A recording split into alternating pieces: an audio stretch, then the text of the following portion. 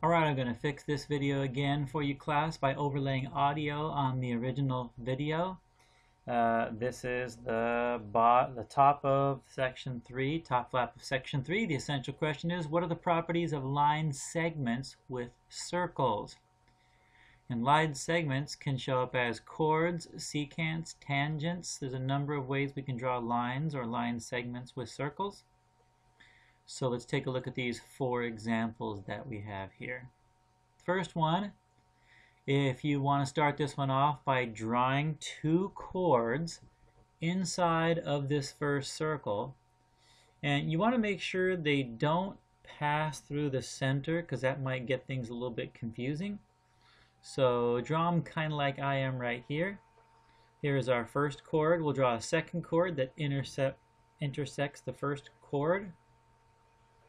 And let's label the different segments of these chords. So I'm going to label them with small letters. Remember, you use small letters to represent the lengths of different segments. You use capital letters to represent vertices.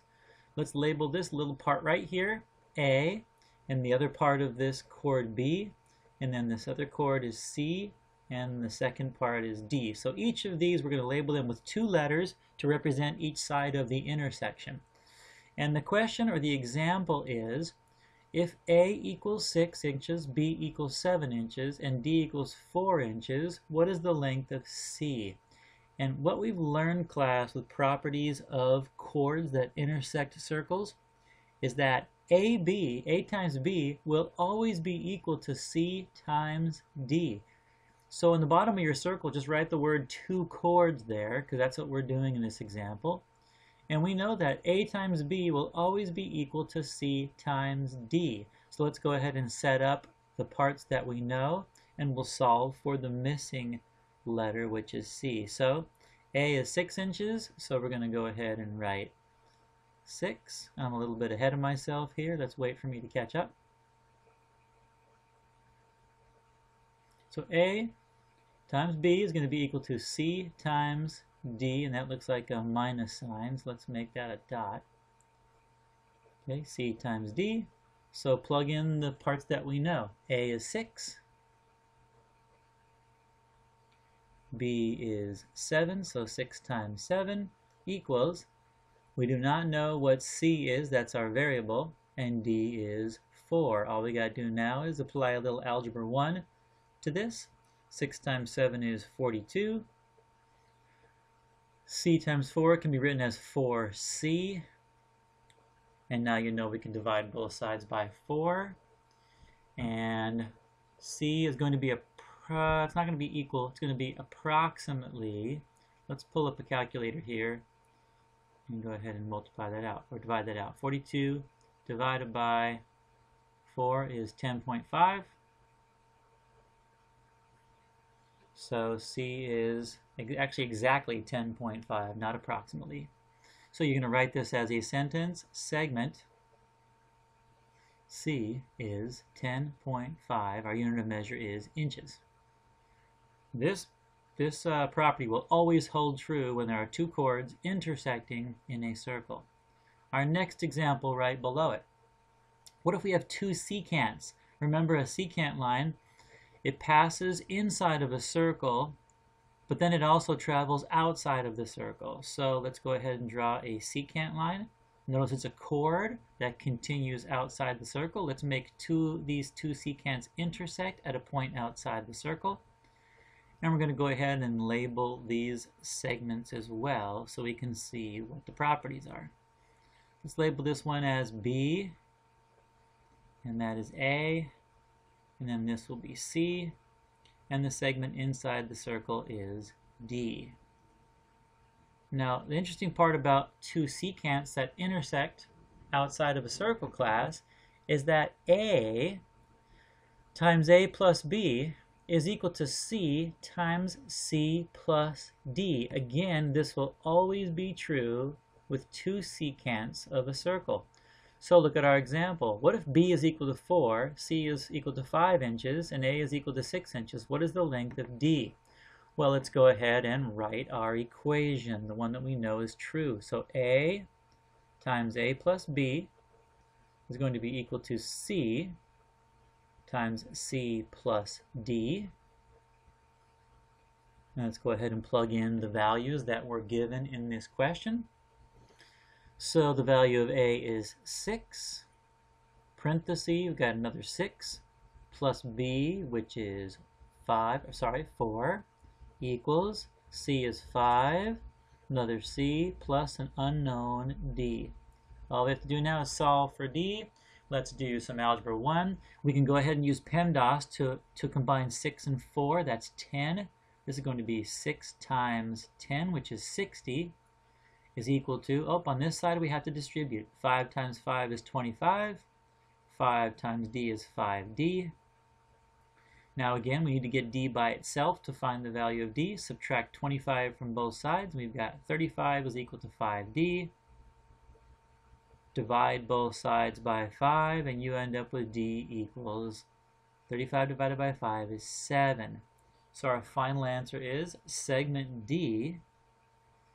Segment D is 7. I gotta fix that D. Segment D is 7 inches. There are the properties of two secants.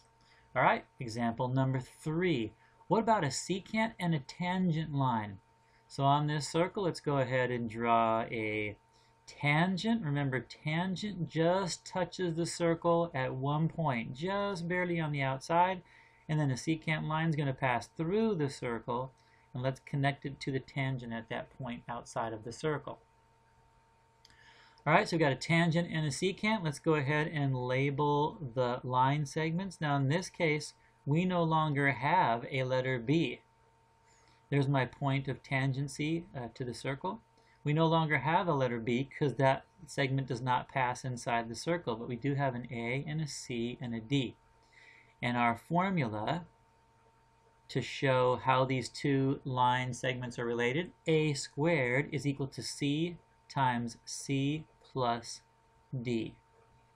Let's go ahead and solve now for solve this example. If A equals 11 inches and C equals 6 inches, what is the length of D? Let's go ahead and write our formula. A squared equals C times C plus D. We're going to plug in A, so A is 11. That means we have 11 squared is equal to C is 6, parentheses, another 6, plus D. All right, first thing we'll do is square the 11. 11 squared is 121. Let's distribute. 6 times 6 is 36. 6 times D is 6D.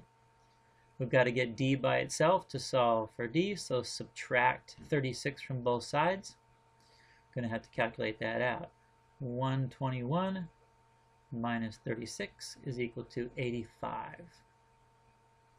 So 85 is equal to 6D. And now we're going to end up with an approximate answer because 85 does not divide by 6. We'll divide it by 6 and see what we get. 14.16, we can either round that to 14.2 or 14.17. I think I choose to round it to one decimal place, approximately 14.2. And so now we know that the approximate value of D, or segment D, is 14.2, and our unit of measure is still inches. All right, that's secant and tangent. Last example, what if we have two tangent lines? Two tangent lines. So we've got two chords, two secants, a secant and a tangent, and now two tangent lines. This one is the easiest property of all. Let's go ahead and draw a tangent line. And we'll draw another tangent, and let's make sure we can get those to intersect outside of the circle. I'm going to have to make an adjustment there. There we go. Let's go ahead and mark the point of tangency where these circles actually, we propose they touch the circle at one point. And now here's our property. Pretty simple. Label this segment here A. That's from the point of tangency to the intersection, and then this is C. Notice there's no more B and D because these two segments do not cross inside of the circle. And this property tells us that if you have two tangents that intersect outside of a circle, then A and C must be equal to each other. So pretty simple. I'm not even going to plug any numbers in here because you know if A is 5, C is 5. A is 20, C is 20. So that's pretty much all there is to it to recognize the properties of tangents and the segments that are created outside of the circle. I'll wait here a second. I think that's it. You need to know these formulas. They're pretty easy to apply as long as you know which formula to use.